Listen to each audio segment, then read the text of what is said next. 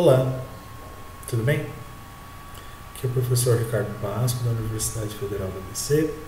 Essa é a nossa aula de número 5 do curso Teoria Clássica dos Campos. Hoje a gente vai finalmente introduzir os campos.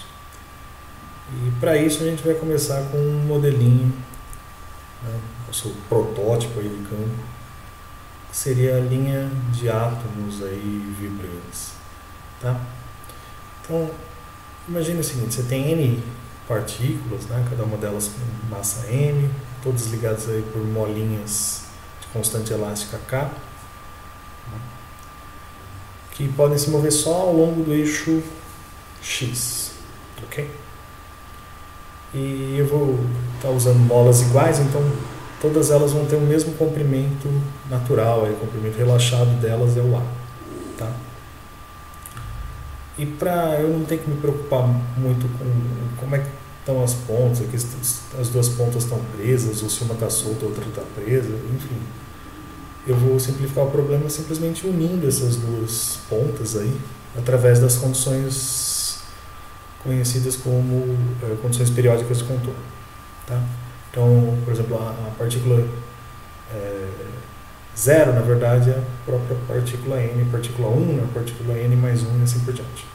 Certo? Isso facilita os cálculos, né?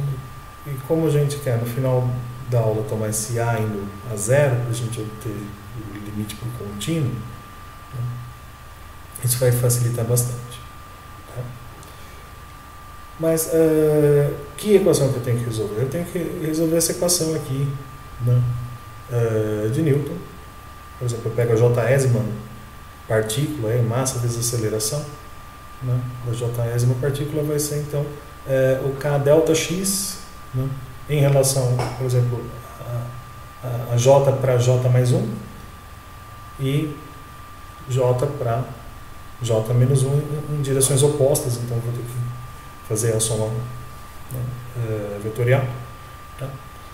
E eu tenho que tomar essa elongação aqui em relação ao comprimento natural, mas você vê que esse comprimento natural, o A aqui, cancela nesses dois termos. Tá? Ok? Você podia juntar esse φJ com esse φJ, ficar com menos 2φJ. Na lista eu fiz isso. Sim?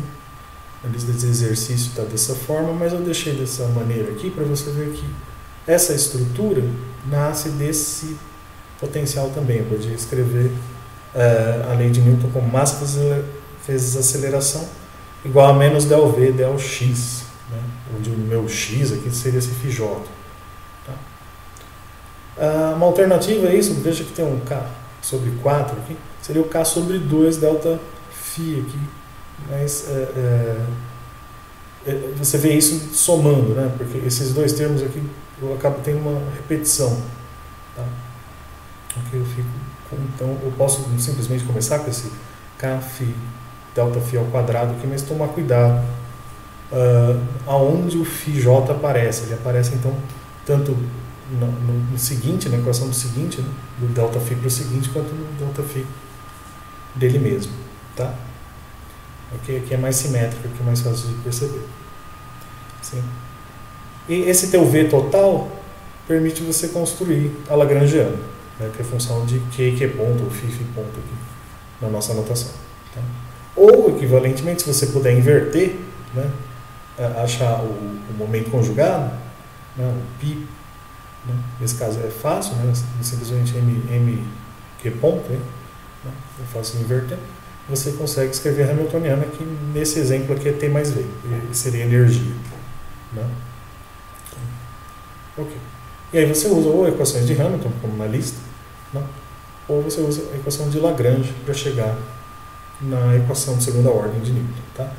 De qualquer forma, em todos esses três métodos aí, você vai cair nessa primeira equação de novo aqui, que são equações acopladas. Na verdade, você teria que escrever para J igual a 1, para J igual a 2, J igual a 3.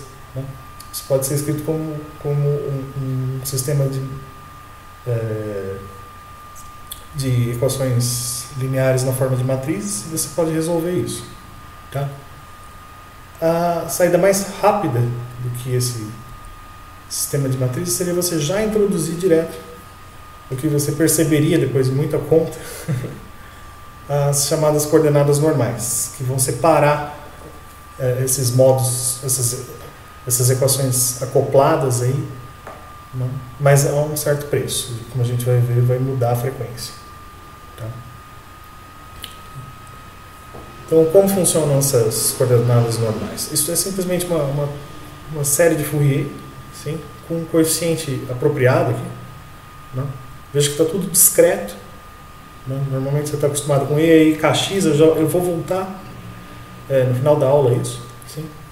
Mas por enquanto a gente tem um 2π sobre N aqui que é de propósito para que quando o J, né, possa virar J mais N, eu simplesmente acrescentar N sem alterar nada, né, esse N corta com o de cima corta com o de baixo, eu fico com um múltiplo de 2π na exponencial complexa, isso é igual a 1.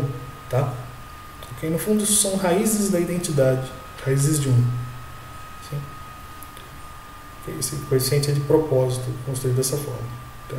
Esse 1 sobre raiz de n é convencional, certo? Simplesmente para ficar simétrico aqui com a relação inversa de Fourier. Sim? Mesma coisa que a gente faz 1 sobre raiz de 2π em Fourier. Sim? Veja aqui, você tem os dois, 1 sobre raiz de n. Tá? Então, se você já estiver acostumado pelo menos com séries de Fourier, né, é o que você vai tomar o n tendendo a infinito, isso vai ser somado, então. Ou pense num número muito grande, porém par, né, de menos infinito até mais infinito. Tá claro? Como é que eu inverto isso? Você pode inverter com o equivalente aí ao que talvez você já tenha visto, a delta de Dirac no contínuo. Né? Okay? Para nós aqui é simplesmente uma delta de Kronecker. Então, você vai provar isso no exercício 1, é fácil inverter nessa relação. Eu já fiz aqui. Ó, né? Basta você multiplicar dos dois lados aqui essa exponencial com 1 sobre raiz de n para me dar n. Sim? E com um menos aqui que eu já sei a resposta. Né? Isso aqui dá menos, então a gente já sabe o que tem que multiplicar dos dois lados. Tá? Aí o n' vira n. Né? Eu vou deixar você se divertir com isso na lista. Tá bom? Apesar de que eu acho que eu não pedi isso, mas eu pedi para mostrar isso e pedi também para você mostrar essas somas aqui. Tá? Ok. E, bom, lógico, você introduziu números complexos aí, você não está aumentando o número de graus de liberdade, né? A gente vai fixar mais em Hamilton, né? Certo? Onde o P e o Q são variáveis separadas, né? No caso, teria 2n graus de liberdade para Hamilton. Seriam equações de primeira ordem, 2n equações de primeira ordem, certo? Ou se você pensar em Newton, na verdade são equações de segunda ordem em n variáveis, então de qualquer forma 2n, né? o grau total ali das equações diferenciais, tá? Ok? Mas não, se lembre, o φ é real, o π também é real, então portanto esses caras vão ter que satisfazer certas condições aqui de realidade, tá? Para o φ e para o π serem reais. Então, por exemplo, o φ til asterisco é φ til com n negativo, tá? Para compensar o e aí, né, ter virado e a menos i e assim por diante. Tá?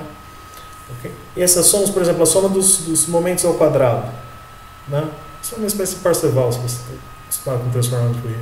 Seria a soma dos πtils ao quadrado. Né? A soma dos delta-φ ao quadrado. Isso aqui já não é tão fácil. Você vai mostrar lá no exercício 2, se não me engano, acho que é item B, né? Que isso vai te dar os senos ao quadrado aqui da metade do ângulo que você tinha na exponencial. Tá? Vamos precisar de uma relação de arco duplo. Tá bom? Okay. E aí, finalmente você mostra aqui o item C ali, que a hamiltoniana vai ser a soma então dos termos separados agora. Né? Note, volta lá para a hamiltoniana original. Né? Aqui eu tinha esse acoplamento entre vizinhos, entre primeiros vizinhos, né? Vizinhos próximos. Agora não, agora eu tenho só interação local, n com n. Sim? Mesma coisa aqui, n com n. Tá? Okay? Só que tem um preço a se pagar. A frequência não é mais constante. né? Ao invés de ser aquele ômega, né? Essa frequência aqui, em primeira aproximação, vai ser ômega, mas em princípio você teria infinitas frequências. Essas são chamadas também de modos normais de vibração. Tá? Okay. Eu pus entre aspas, porque na verdade, se você perceber aqui, que metade deles é negativo, a outra metade é positiva. No próximo slide aqui eu já vou mostrar, a gente vai escolher só os positivos, tá? Mas eu vou ter que reescrever a soma, né? Enfim. Mas é óbvio, isso foi construído para que se separassem essas variáveis. Então você vai ter uma separação, né, no espaço dos fitios ali, né, em que a equação é simplesmente a equação do oscilador harmônico, né, mas com cada uma das frequências aí para cada um dos modos, né, de Fize aqui, dos modos de vibração. Tá? Onde a solução é normal aqui, cossenos e sens. Sim? Okay. Mas como eu já tinha comentado, né, eu vou ter que reescrever essa soma, é melhor eu reescrever essa soma que fica mais parecido com o que a gente faz mais para frente, lá na pós, lá em teoria quântica de campos. Tá? A gente separa em frequências positivas e frequências negativas, em Φ, né, e o Φ asterisco. Sim? Okay.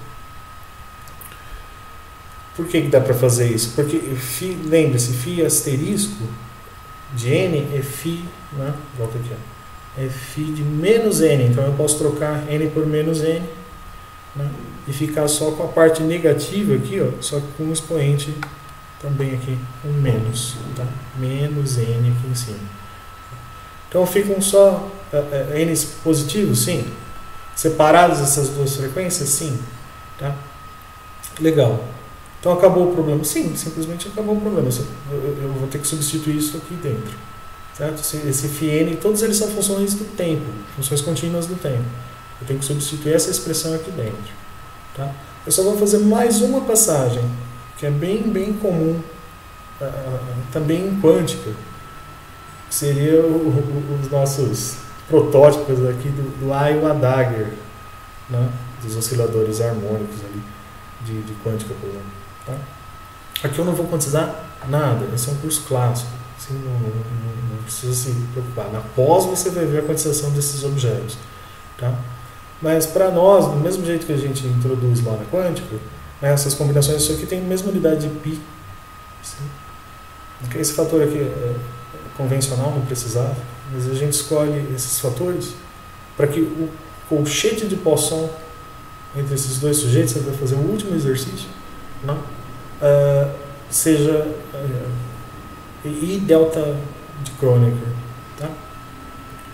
Para facilitar a quantização, fica mais fácil. Esses caras são, quando você quantizar, seriam os operadores de escala, assim, lá e o Adager, tá? Eles têm a equação mais fácil ainda, né? Se lembre, eu estou indo para primeiras equações de primeira ordem, duas N equações de primeira ordem que estão separadas já, que eu já estou nos modos normais, só que eu fiz essa combinação para justamente ficar uma equação de primeira ordem aqui, ó, né? Que é trivial de resolver, já fica com resposta complexa aqui, que era o que eu procurava.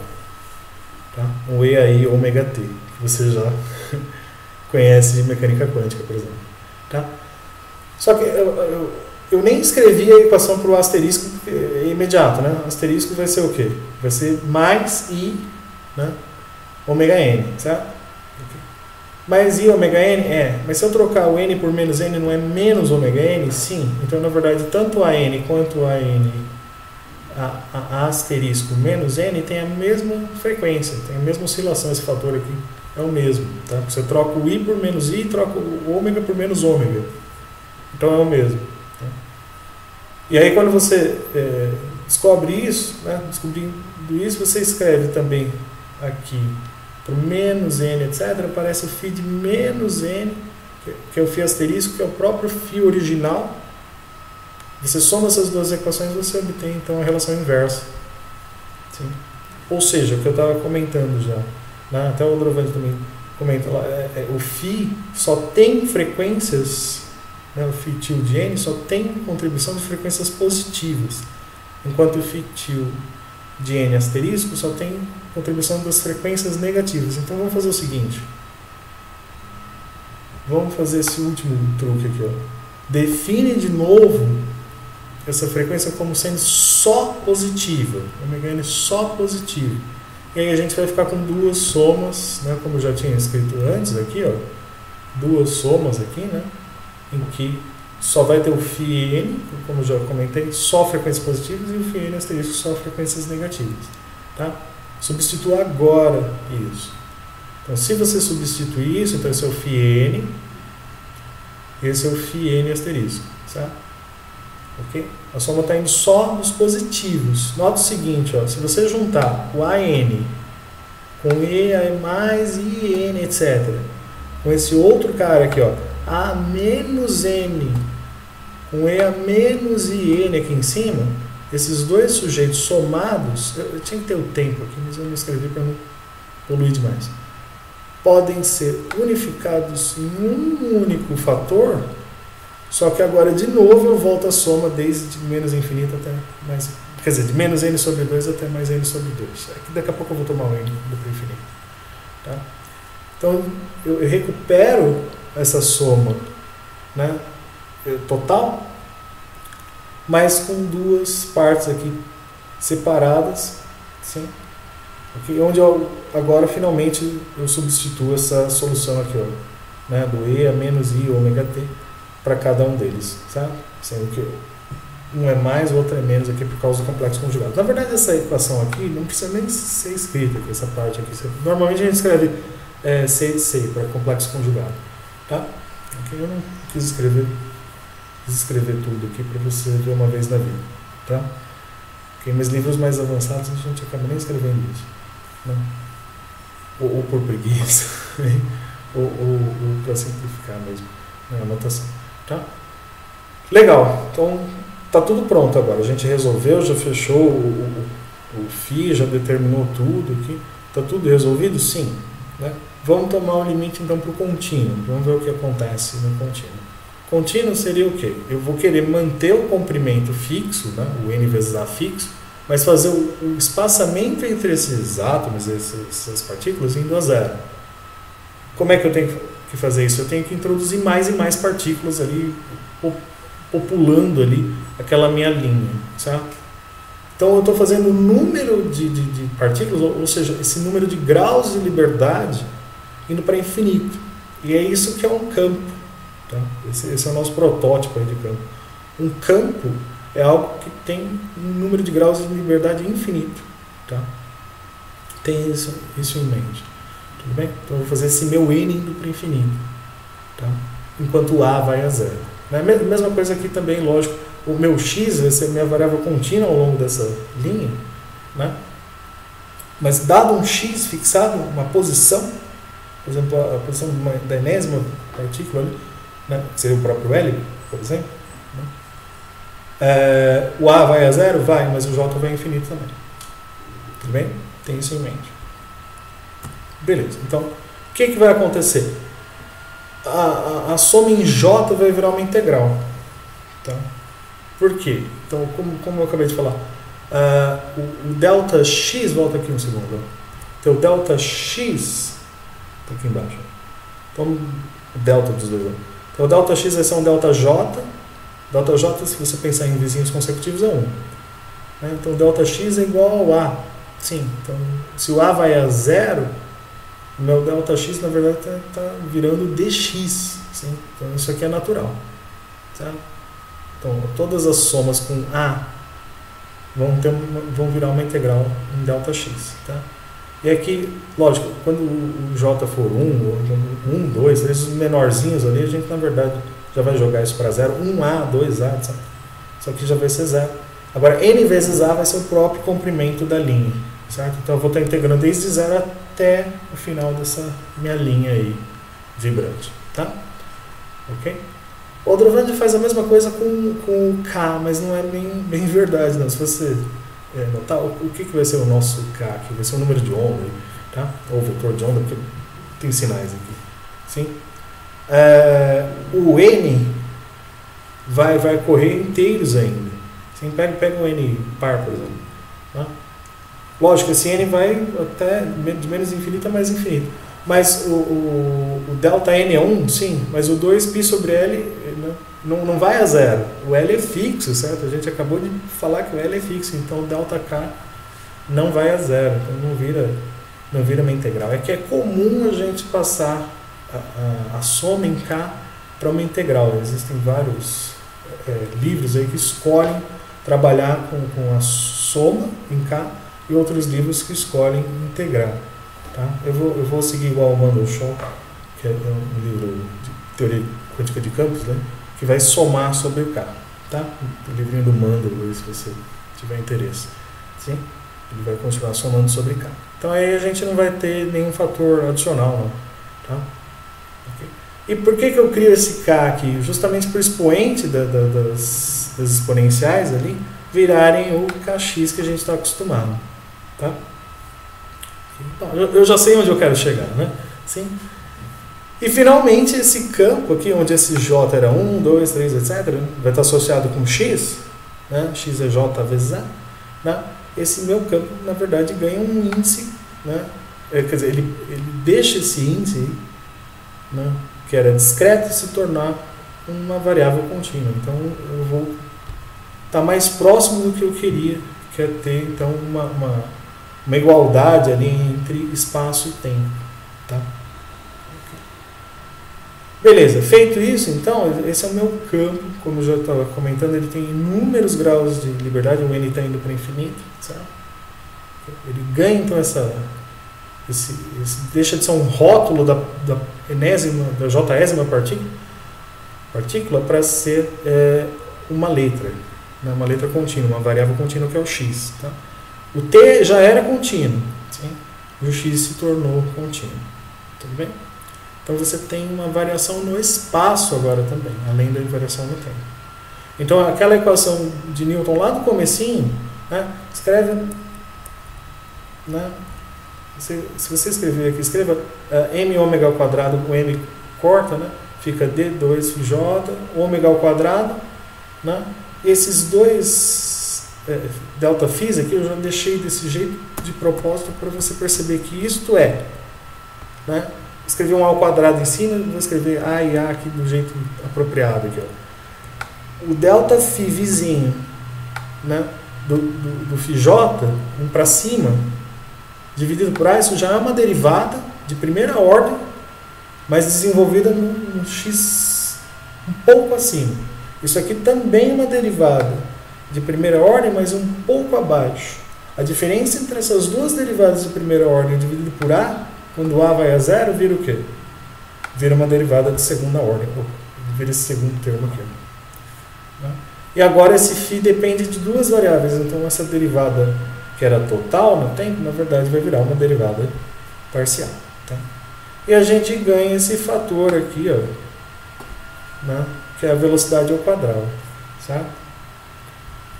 Isso aqui você já viu em algum curso, pelo menos talvez no final do fenômenos eletromagnéticos ou em algum eletromagnetismo. Isso aqui é a famosa equação de onda. Tá? E a equação de onda, né, escrita dessa forma aqui, te diz que essa velocidade, né, esse C aqui, de propósito aqui, é a velocidade da luz. Tá? Okay. E aí, bom, você vai começar a se perguntar, poxa, mas eu estava com uma coisa que tinha massa, certo? Vem essa pergunta à mente. Eu tenho esses objetos com massa e de repente eu tenho esse campo aí que se move, né, com velocidade da luz. Sim? Onde que você já viu isso antes? Imagine elétrons no fio. Né? A hora que eu ligo o interruptor aqui, até acender a luz, né, é um instante. Sim. Por quê? Porque o campo se move à velocidade da luz. Não são os elétrons. A velocidade com que os elétrons vão se movendo aqui no fio é minúscula. Certo? Isso aí é da ordem de pouquíssimos milímetros por segundo. Então, a velocidade de migração dos elétrons, como a gente chama, é minúscula. Mas o campo manda esses elétrons se moverem e esse campo se propaga à velocidade da luz. Então é isso que você tem que ter em mente. Tá? Esse é um campo sem massa, apesar de que ele age, né, sobre essas partículas com massa. Tem essa analogia em mente com o que eu estou fazendo agora. Tá? Okay? Lógico, isso é um protótipo, eu estou partindo de um modelo mecânico para tentar chegar num campo relativístico. Sim? Então, isso não é imediato, eu vou ter que fazer um truquezinho e o truque é esse. Tá? Tem isso em mente. Tudo bem? Então, outra coisa que você pode acreditar melhor, pensa naquelas frequências que eu estava falando, agora com o módulo. Né? Aquele fator, volta um pouquinho para trás aqui, aquele fator aqui de baixo, quando o n vai infinito, isso aqui é muito pequeno, eu posso aproximar seno de x para x, certo? Okay? Então eu fico com 2π n, isso é simplesmente um k. Né? Opa, passou aqui. Isso aqui é simplesmente o k. Então esse ômega n aqui, se você fizer essas continhas, isso aqui fica k vezes esse c. Isso me dá o ômega que a gente está acostumado, o ômega igual a k vezes c, que você já deve ter visto, essa é uma relação de dispersão linear.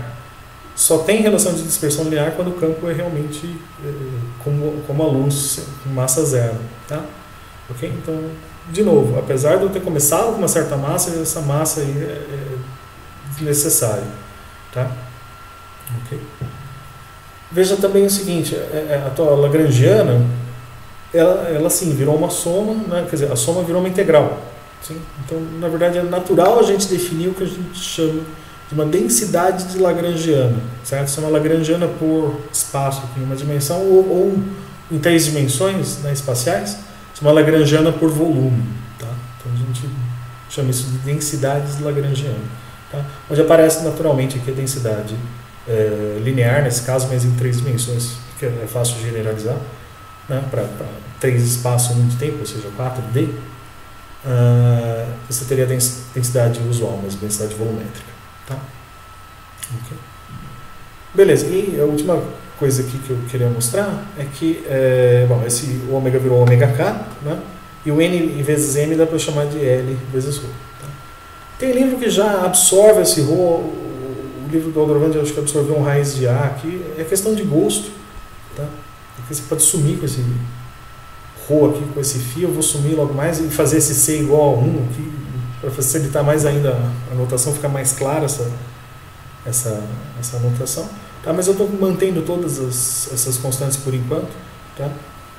Okay? Para você perceber o seguinte, por exemplo, generaliza a equação da onda ali. Né? Volta aqui atrás do segundinho. Você tem del2, del x2, põe também del2, del y2 mais del2, del z2, isso te dá o laplaciano, certo? Esse sujeito aqui, ó. Joguei tudo para a esquerda. Né? Então, essa combinação aqui é nada mais do que del alfa embaixo com del alfa em cima, tá? Que é conhecido como D'Alembertiano ou Quabla. Sim? Então, essas expressões são todas relativisticamente corretas. Tá? Elas, na verdade, são versões covariantes aí, né? Relativisticamente. Tá? Okay? Então, por exemplo, a ação. Né? A ação clássica seria o que? Integral, né? No tempo aí de L. Mas como o L agora virou uma integral, né, da lagrangiana, da densidade lagrangiana no espaço, agora você tem uma igualdade aí, né, entre espaço e tempo. Na verdade, a gente vai escrever isso como um D4x. Sim? Okay. A própria lagrangiana também é uma combinação aqui, isso aqui é um escalar de Lorentz, né? Certo? Okay. O del alfa φ com del alfa φ. Sim. E o próprio argumento ali do campo, volta aqui um minutinho, isso aqui, troca o sinal aqui, põe um menos para fora, fica mais, E é mais I kx, ó. K alfa com x alfa, onde esse K alfa é o quadrivetor de ômega, né? É o ômega C sobre K. Então essas 3 expressões aí têm analogia direta com 4 dimensões, tá? Mas não dá para você variar essa ação e chegar nessa equação de campo, aí dá, né? É isso que a gente vai fazer na próxima aula. Tá? E você conhece como equações de Lagrange, onde você tem tempo simplesmente aqui, Não. A equação de Lagrange na mecânica clássica, o tempo tem um papel fundamental. Agora não. Agora você vê aqui que na Lagrangiana relativística, né, você tem o tempo e o espaço aqui que a gente vai juntar numa só derivada, isso aqui é conhecido também como derivada de Lagrange, ou equações de Euler-Lagrange para os campos. Tá? Então não tem mais essa separação só tempo e o espaço discreto. Né? A gente vai ter tempo e espaço em ambos contínuos, né? É o espaço-tempo de Minkowski. Tá bom? Então é isso aí. Vamos ficar por aqui. Tchau, tchau.